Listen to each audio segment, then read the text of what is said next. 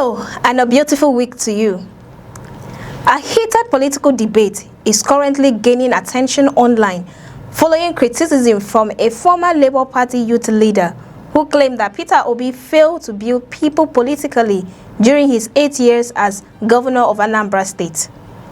The criticism has sparked strong reactions from supporters of the former governor, but one response in particular is attracting significant attention.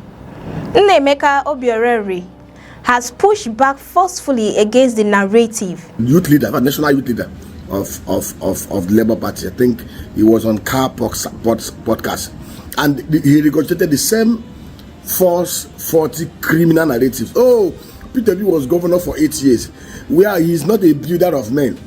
Where are his commissioners? Where are those that worked with him? Then he started other governors who were under Peter Obi's set, who were able to raise many political criminals and bandits who are littering the political space.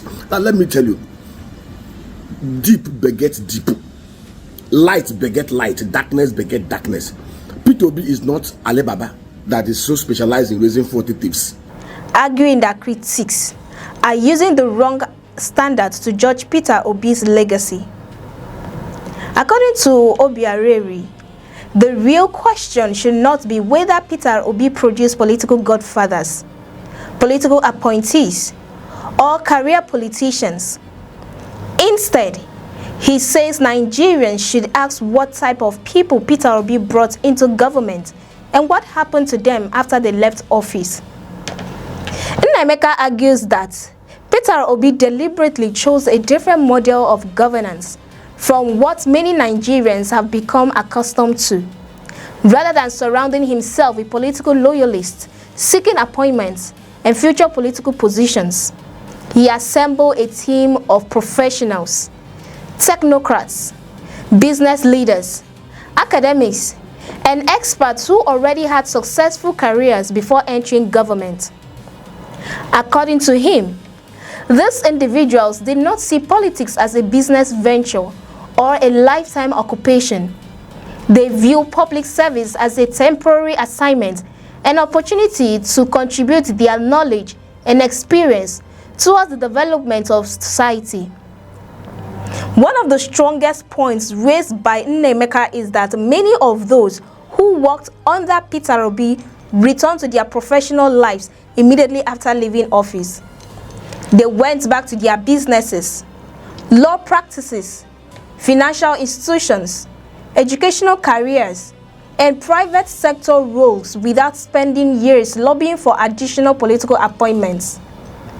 Supporters of this argument say that this should be viewed as a success rather than a failure.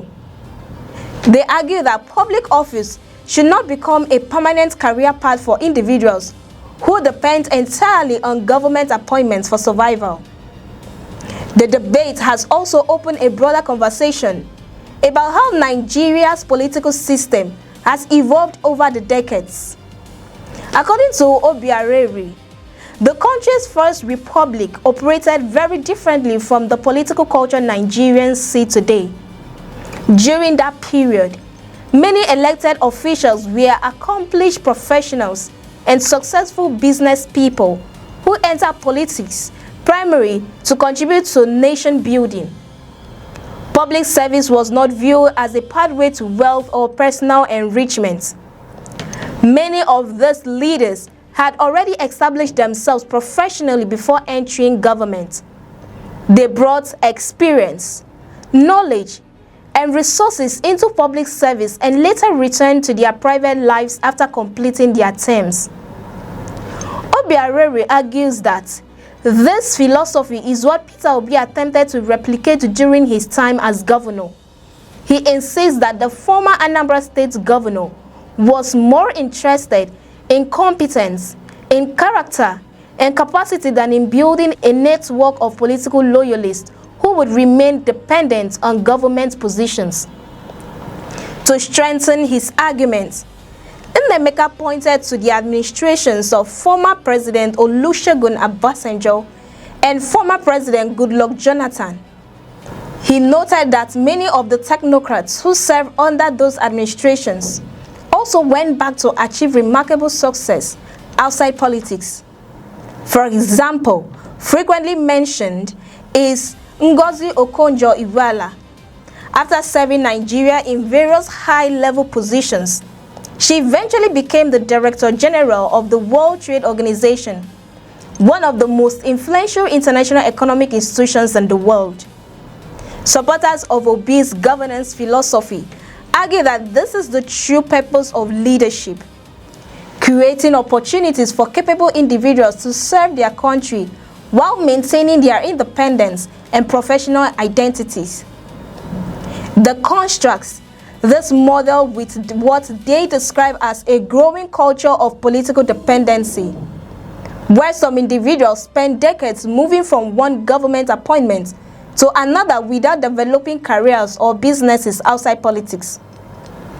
The discussion has also triggered reactions from ordinary Nigerians online. Many commenters argue that the country does not necessarily need more politicians.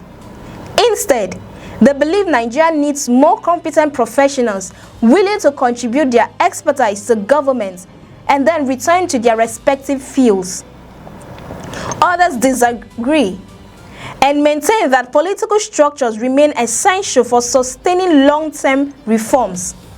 They argue that leaders who fail to build political successors often struggle to preserve their policies after leaving office.